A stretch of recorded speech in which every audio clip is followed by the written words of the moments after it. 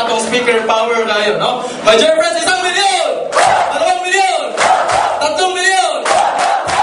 Milyong palakpak para kay power speaker, training specialist of AIM Global, Sir Georgen Gonzalez! Maski pa!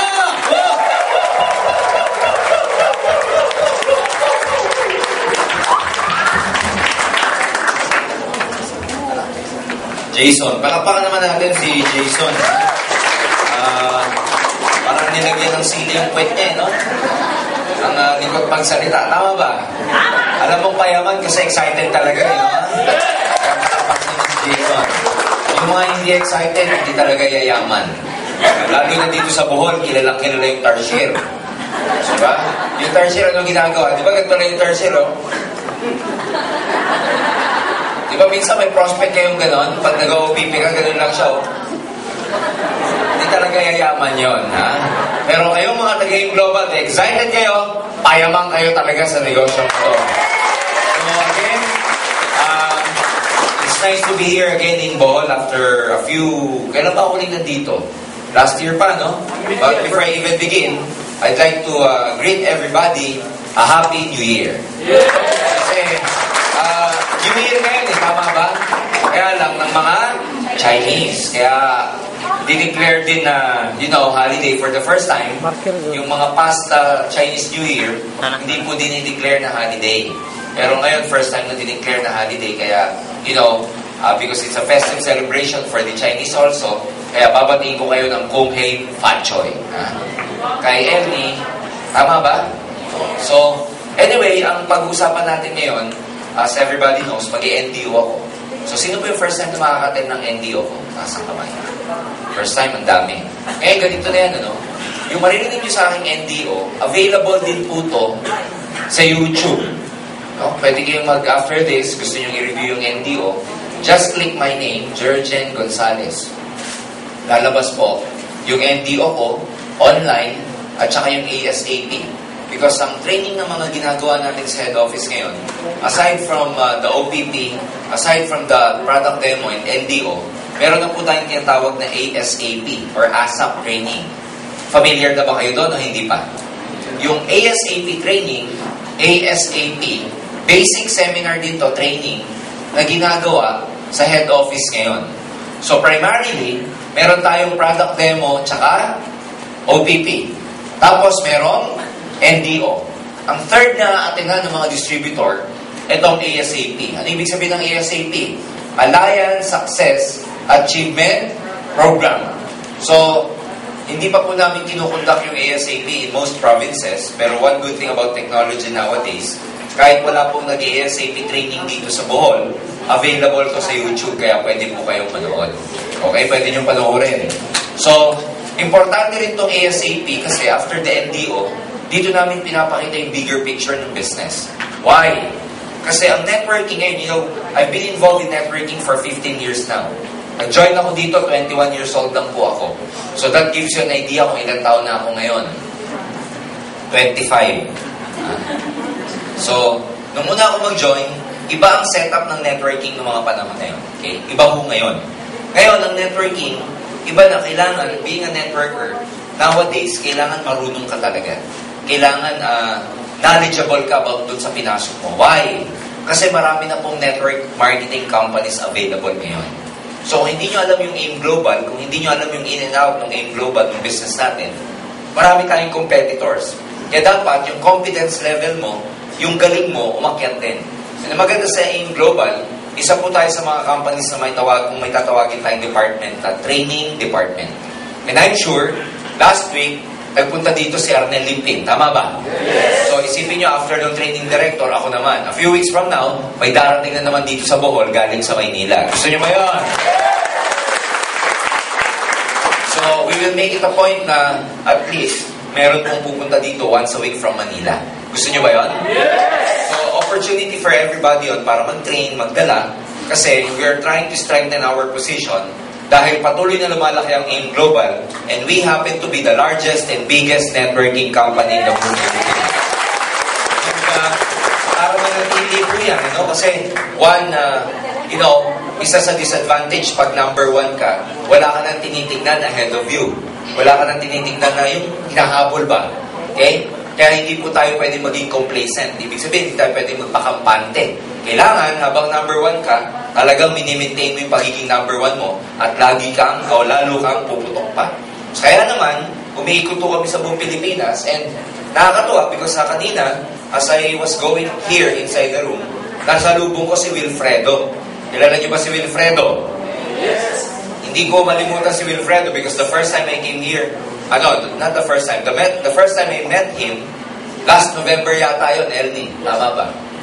So, nagpatotoo siya doon sa recognition rally dito di ba? Na, to yung vendor, tapos nakabili ng Hyundai Elantra. Nung narinig ko yung kwento niya, ang hindi alam nito ni Wilfredo, kada ikot ko sa Luzon, lagi siyang laman ng OPP ko. Why? Kasi ang gandang example ng success story niya. Tama ba? And guess what? Marami sa mga iniikutan ko sa Luzon and even Mindanao, as I talk about this business, nai-inspire sila kay Wilfredo. I think kung mas nai-inspire ang mga taga-Luzon, nai-inspire ang mga taga-Mindanao, dapat may inspire lalo na ang mga taga-Bohol dahil kasama nyo dito mismo si Wilfredo Laway. So, should be very, very proud. You should be very proud about him. You should be very proud about Leo Caduya because their success stories are from rags to riches. Ibig sabihin, sa negosyong to, walang pinipili kahit sino ka pa, kahit anong pinanggalingan mo, regardless of your background, pwede ka maging milyonaryo sa AIM Global. Gusto niyo ba yan? So, number 1, ang pinag-uusapan natin sa NDO, ang NDO, pagpapalalim na to. And this is important, very important, lalo na sa mga nag-i-start na distributors, lalo na sa mga magiging downlines ninyo. Kasi, hindi po sapat yung makaka-attend sila ng OPP at saka product demo. Dapat, dito, lumalim yung motivation nila. They should know how to do the business properly. In fact, in my experience, marami pong nag-quit sa networking kasi hindi nila alam kung ano yung gagawin nila. Tama ba? Pag nahihirapan na, it's time to give up. Kaya doon pumapasok yung importance ng NDO. One thing na dapat na-overcome sa NDO or sa business na to, ang isa sa mga dapat na-overcome nyo, yung tinatawag na personal fear ninyo. Pag sabing personal fear, yung mga personal doubts ninyo, kailangan matanggal to sa puso at isipan ninyo if you want to become effective and successful in this business. Why? Marami po mga distributor, sold out na sila sa idea ng networking. Sold out na sila dito sa AIM Global na pwede silang yumaman. Pero would you believe, marami sa atin, pag nagre-recruit, tapos pag uwi ng bahay, nagre-recruit na, umaattend, nag-OPP na, pero magugulat ka. Pag umuwi ng bahay, ano sasabihin sa sarili niya? Yayaman kaya talaga ako sa negosyong ito? Totoo kaya talaga to? Tama ba? Minsan naiisip natin yan, ano? Lalo na pag may mga recruit yan na hindi dumadating. Lalo na pag ini-Indian kayo. Tama ba? Alam ko yan kasi, napagdaanan ko yan eh. Lalo na pag nahihirapan ka na, parang napasok sa isip mo, totoo kaya to? Parang iba explanation nung umattend ako Parang nung umattend ako, ang ganda. Pag ginagawa mo na lintik, napakahirap pala. Tama ba? So, nagkakaroon ka ng pagdududa along the way. And normal yon because ang tao, ang pinakamadaling paraan, pag tayo nahihirapan, is to easily give up what we are doing. Pero I'd like to explain it to you that in this business, kung talagang gusto nyo maging successful, dapat sa isip nyo pa lang, successful ka na. Ulitin ko dapat sa isip mo pa lang, successful ka na. Tinatrabaho na lang natin. Ang mahirap kasi yan, hindi ka pa successful, pati yung isip mo, hindi rin successful. Nakuha nyo ba? Hindi ka na nga successful pa, pero yung utak mo, nag-aagaw isip pa siya. Ano yung nag-aagaw isip? Yung kabila ang sabi, kaya mo yan. Yung kabila ang sabi, hindi mo kaya yan. Nagdadalawang isip ang tawag dyan. If you want to become successful in this business, 100%, dapat wala kayong kaduda-duda at wala kayong takot na talagang yayaman ka sa Alliance Emotion Program. Ang ibig sabihin nun, kahit nahihirapan, kahit walang recruit yan, hindi pa kumikita because lahat ng may value sa mundo, pinaghihirapan sa una. Bakit ka dapat mahirapan dito? Yayaman ka eh. Yun yung hindi yumaman, napakahirap. Di ba? Yung nga ng buhay na simple, napakahirap mabuhay, yumaman pa kaya. Tama ba? Lahat ng may value, pinaghihirapan. Lalo na pag moral, legal, at saka ethical. Pag nakaw nga, ang hirap eh. Yung legal pa kaya? Tama ba? So, paano yung ma-overcome tong fear na to? You have to understand the reasons for your fear. Number one, ang fear ng maraming tao, lalo na yung mga prospects ninyo, ayaw nila mag-join kasi meron silang fear of failure. Ano tong fear of failure? Baka hindi ako mag-successful dyan, baka hindi ko linya yan, baka parang kila Wilfredo, kila Leo, kila El nilang yan. Pero personally, meron silang personal fear kung tawagin. Ano yun? Yung fear of failure. Baka hindi mag-tagumpay. Ito, sasabihin ko po, ang opposite ng success, ang kabaliktaran ng success, the opposite of success is not failure. Failure is a part of your success. Kaya kung meron kayong mga medyo kabiguan na nararamdaman, pa isa-isa, pa unti-unti, paminsan-minsan, part yan ng growing up nyo sa negosyong ito. In fact, let me tell you, you will be facing a lot of failures in this business before you become successful. Ang ticket ninyo para maging successful, guess what? Failure. Ano ba yung i-representation ng failure dito sa business na to? Akala kasi ng marami, pag ikaw tumatagal sa business na to, halimbawa, may maririnig kayo, nakabili ng sasakyan after 3 months, yung iba, yumayaman after 6 months, yung iba, nagiging milyonaryo 1 year. Ikaw, 1 year ka na, bakit ako hindi pa ako milyonaryo? Tama ba? And ang treatment ng iba dyan, failure yata ako. Kasi siya nagawa niyang 3 buwan, 6 na buwan, 1 year ako, 1 year na, wala pa rin, isa pa lang recruit ko, 1 year na ako. To most people, ang kanilang acceptance, failure na sila, if after some time, hindi sila umaangat. Mali po. Why? A person who doesn't quit sa negosyong ito, wala namang pupuntahan yan eh. Tumuloy ka lang. Saan ka ba pupunta? Eh di talagang magiging successful ka rin. Huwag ka lang hihinto. Kaya huwag nyo ititrip na failure yung mga tipong hindi nyo pagkita sa una. Yung hindi paglaki ng grupo nyo sa una, normal yun eh. Ganun talaga. So, huwag kayo matatakot ho dito. Ang nag-quit, ang nagiging failure lang sa negosyong to, nobody fails in this business. People only quit, that's why they fail. So, saan hindi ka nag-quit? Tuloy ka lang, magiging successful ka. Eh, Georgette, paano kung 1 year na wala pa nangyayari? Tuloy ka lang. What is 1 year?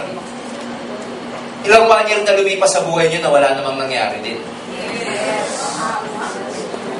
2 years, wala pa rin nangyayari? Tuloy ka pa rin. What is 2 years? 3 years, wala nangyayari? Diyan na. Diyan na. Diyan kayo lalong tumuloy kasi nakakahiya na 3 taon na wala pa nangyayari sa'yo. Ha? Ano ba? So, do not just give up. Kasi, sa totoo lang, iba-iba naman ang sitwasyon natin eh. You know, isa sa mga trabaho ko, umikot sa buong Pilipinas. Nagpupunta ako ng Davao. In fact, next month, I'll be in Davao again. Isa sa mga pinakasikat na distributors natin sa Davao, si Mr. Jun Agarao. Jun Agarao, ang background po, dating embalsamador. Ha? Ngayon, Jun Agarao is nearly 2 years in the business. 6 months pa lang sa negosyo, nakabili ng Montero Sports. After less than about 1 year, naging global ambassador. In less than 1 year, naging millionaire single. Ngayon po, magto 2 years na siya, nagpapagawa ng bahay, napakagandang bahay. Bago na naman yung sasakyan niya, pangalawa yung Day Tucson. Ang monthly average income, 400 to 500,000 per month. Dating embalsamador. Magto 2 years pa lang. Wala pang 2 years, magto 2 years pa lang. Ngayon, pag nag-uusap kami, sasabihin sa akin, sir, kasi pumunta kami ng Davao, pumunta kami ng Tago.